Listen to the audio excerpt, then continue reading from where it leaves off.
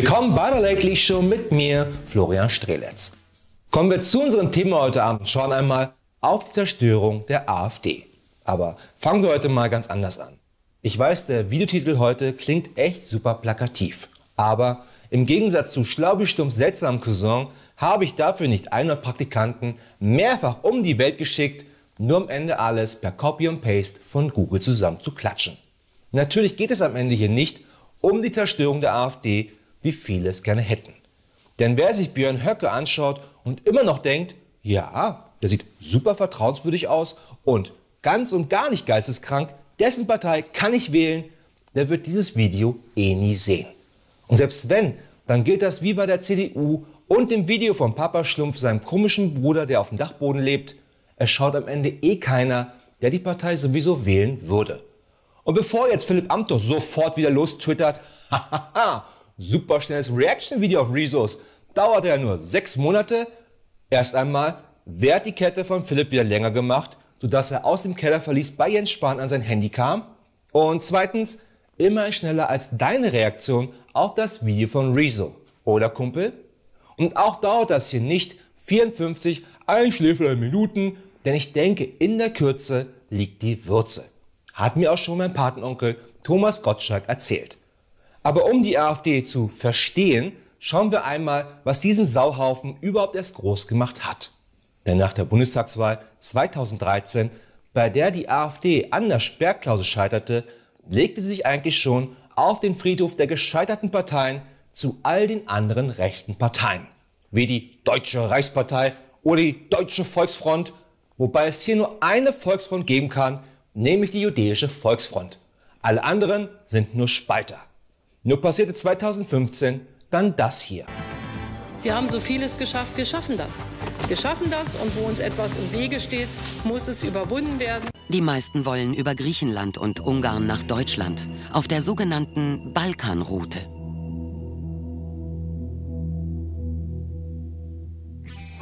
Viele kommen nur bis Ungarn. Dort werden sie gemäß EU-Recht gestoppt.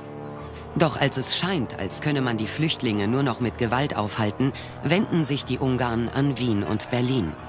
Gemeinsam mit Österreich trifft Merkel eine folgenschwere Entscheidung.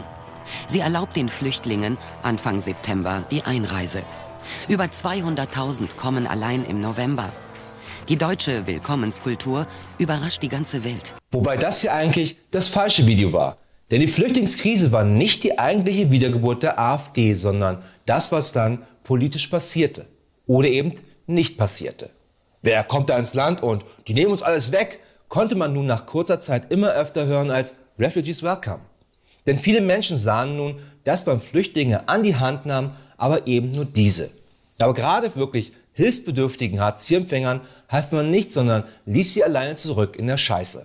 Noch viel schlimmer, diese Menschen mussten auf einmal auf dem Wohnungs- und Arbeitsmarkt mit Flüchtlingen konkurrieren. All das verursachte Frust und schaffte den Nährboden für Parteien wie die AfD. Gerade wenn man dem nicht politisch entgegenwirkte. Oder Angela Merkels "Wir schaffen das". Eigentlich fehlte dem nur der Zusatz "schon irgendwie", oder? Nur ist das nur ein Slogan oder ein Motto, aber keine Strategie. Wie man mit so vielen Menschen, die geflüchtet sind, umgehen kann oder sollte. Denn es gab dafür keinen Plan außer "ihr schafft das schon irgendwie", oder? Und dieses politische Versagen wurde nur aufgefangen von vielen, vielen Freiwilligen, die nur durch ihren persönlichen Einsatz überhaupt die Grundlage legten, es schaffen zu können. Nicht aber die Regierung. Denn es gab eben keine Strategie oder gar einen großen Masterplan. Also nicht den von Horst, sondern einen wirklichen Masterplan, was wir als Land mit den geflüchteten Menschen machen wollen. Sollen sie am Ende hier bleiben? Cool, dann müssen wir sie ausbilden und integrieren. Oder schicken wir sie bei Kriegsende wieder zurück? Dann ist das halt eine vergebene Chance, aber auch okay. Nur für beides braucht man zwingend einen Plan. Nur gab es diesen Plan eben nicht. Bis heute. Ganz im Gegenteil. Denn es gab jemanden, der es so geschafft hat, die damals schon angespannte Situation ohne Grund noch weiter zu verschärfen. Der CSU-Chef stellt der Kanzlerin ein Ultimatum. Bis Sonntag müsse sie mit Wien sprechen und die Politik der offenen Grenzen sofort beenden, sagte Seehofer der Passauer Neuen Presse. Vor der Kamera wiederholt er das nicht. Dort lässt er den Innenminister warnen, die öffentliche Sicherheit in Deutschland sei in Gefahr. Ursache dafür ist ein unverantwortliches Verhalten der österreichischen Regierung. das ich wirklich nur als skandalös bezeichnen kann. Eine Lösung fänden nur alle gemeinsam, betont auch die Kanzlerin, wohl nicht zuletzt mit Blick auf den CSU-Chef, der sie am Wochenende treffen will. Bis Sonntag werde er noch warten, lässt Horst Seehofer ausrichten, ob seine Forderungen bei der Kanzlerin Gehör finden.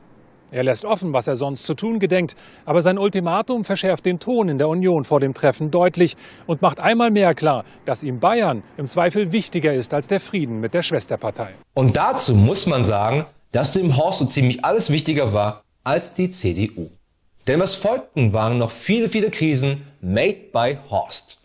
Dass wir schaffen, das zu kritisieren und vor allem mal zu hinterfragen, war und ist vollkommen richtig. Dies aber einzig als Podium zu nutzen, um all die anderen grandios gescheiterten CSU-Projekte vergessen zu machen, war ein fundamentaler Fehler von Horst Seehofer. Ein Fehler, der nicht etwa die CSU groß gemacht hat, sondern die AfD. Denn der Horst hat mit seinem Gepolter eben nicht die warnende Stimme der Vernunft gegeben, sondern hat mit einem Stock im Hornissennest gestochert und die Menschen, die sich von Flüchtlingen, egal ob wirklich oder im Kopf, bedroht fühlten, scharf gemacht.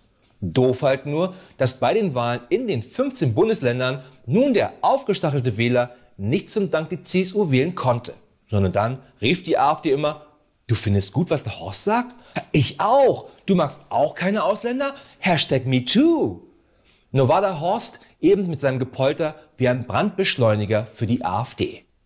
Einziger Vorteil bei der AfD ist es, dass es ein Haufen vollkommen unfähiger Vollidioten ist.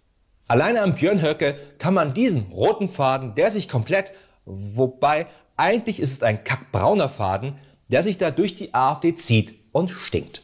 Björn Höcke, Geschichtsrevisionist und Model für Kinderanzüge, war früher mal Sport- und Geschichtslehrer. Ich weiß, Sportlehrer nehme ich ihm auch nicht ab. Aber als Geschichtslehrer könnte man nun meinen, dass er weiß, was wir zwischen 1933 und 1941 so angestellt haben. Jedoch negiert er genau das komplett. Und auch nur bis 1941, weil er noch nicht weiter ist beim Lesen des Wikipedia-Eintrages zur NS-Zeit. Also bitte ihm nicht das Ende spoilern, da bin ich echt auf sein Gesicht gespannt. Und trotzdem schaffen es diese Idioten, Ergebnisse bei Wahlen zu erzielen, wie hier. Nun zu den Ergebnissen im Einzelnen. In Sachsen hat die bisherige schwarz-rote Koalition ihre Mehrheit eingebüßt. Die CDU bleibt stärkste Kraft, sinkt aber auf 32,1%. Die AfD kommt mit 27,5% auf Platz 2. In Brandenburg wurde die rot-rote Regierung abgewählt. Die SPD von Ministerpräsident Woidke bleibt aber stärkste Kraft, dicht gefolgt von der AfD. Die Ergebnisse. Die SPD erzielt 26,2%, die AfD verdoppelt ihren Stimmenanteil auf 23,5%. Und das ist mehr als schrecklich. Aber noch schrecklicher ist es, dass wir mit daran schuld sind, weil wir Politikern immer alles durchgehen lassen.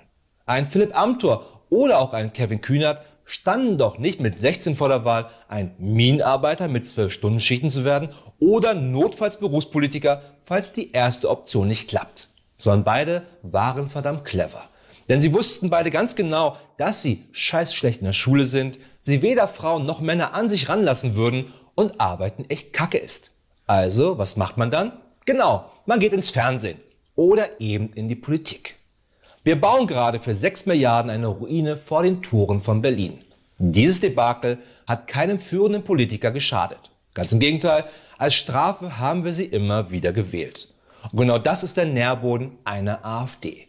Denn sie macht doch auch nichts anderes als noch mehr zu lügen und den Leuten noch mehr Scheiße zu versprechen. Du kriegst eine goldene Gans, du kriegst eine goldene Gans. Und falls ich euch das schon letztes Mal versprochen habe, die sind in der Post verloren gegangen wegen Gründe. Wir sitzen gerne auf der Couch und beschweren uns, dass sie da oben machen, was sie wollen. Aber wir könnten das ändern, indem wir mal den Arsch hochbekommen und uns in unserer Gemeinde, Kommune oder Stadt engagieren, um Dinge besser zu machen. Das zerstört eine AfD schneller, als Björn Höcke seinen Nachnamen buchstabieren kann. Also innerhalb von 5 Jahren. Wir haben dank dem Internet die einzigartige Möglichkeit, als Watchdogs unsere Politiker zu kontrollieren. Aber wir schauen lieber den 20. Horn einer Blondine von ihrem letzten Kick-Einkauf, als mal zu gucken, wer es denn gerade im Bundestag überhaupt vertritt. Und sorry wegen dem Kick-Haul-Video von mir wieder. Eigentlich ist das auch die Aufgabe des investigativen Journalismus in Deutschland, der scheinbar so investigativ seit 20 Jahren ist, dass er vergessen hat, was noch einmal sein Job war. Allein der Spiegel mit der Entscheidung, Rezo auf das Cover zu nehmen, ist kompletter journalistischer Bullshit, weil er für rein gar nichts steht, sogar noch für weniger als Greta Thunberg. Genauso gut hätte man in der Ausgabe auch Michael Myers aufs Cover nehmen können, um ihm zu danken, dass wegen ihm seit 20 Jahren Küchenmesser besser verkauft werden. Beim Spiegel hieß es mal, sagen was ist. Nur heißt es eben heute, sagen was geht. Und was gegen die AfD auch wirklich richtig gut hilft, und das, liebe Annegret, schreibe ich dir gerne noch einmal in dein Heftchen rein, das ist gute Politik. Politik, die beim Menschen auch mal ankommt und politisches Interesse weckt. Gute Politik heißt eben, nicht mit der Gießkanne die Probleme zu wässern und zu hoffen, diese damit zu ertränken. Das hat der Opa auch schon versucht wegen seiner Zeit in Russland und hat leider nicht funktioniert. Denn er war ja Trainer bei Torpedo Moskau. Gute Politik bedeutet, dass man Probleme nicht von Beratern einmal um 63 Grad drehen lässt und das als Lösung präsentiert, sondern mal jemanden fragt, der sich damit auskennt. Und diese Person sitzt definitiv nicht auf der Regierungsbank nebenein, sondern das sind Dozenten und Professoren überall in der Republik, die sich damit wirklich und in echt auskennen und liefern könnten, was wiederum dann von der Politik nur durch den Bundestag getragen werden muss, um bei den Menschen zu wirken. Und fertig ist die friedliche Zerstörung der Alternative für Deutschland. Also heute am Ende doch weniger Zerstörung durch mich, als einfach mal zu senden, was ist. Das war's wieder von der Show für heute, aber keine Sorge, wir sind wieder am Freitag mit den Lately News. Bis dahin eine gute Nacht und viel Glück da draußen.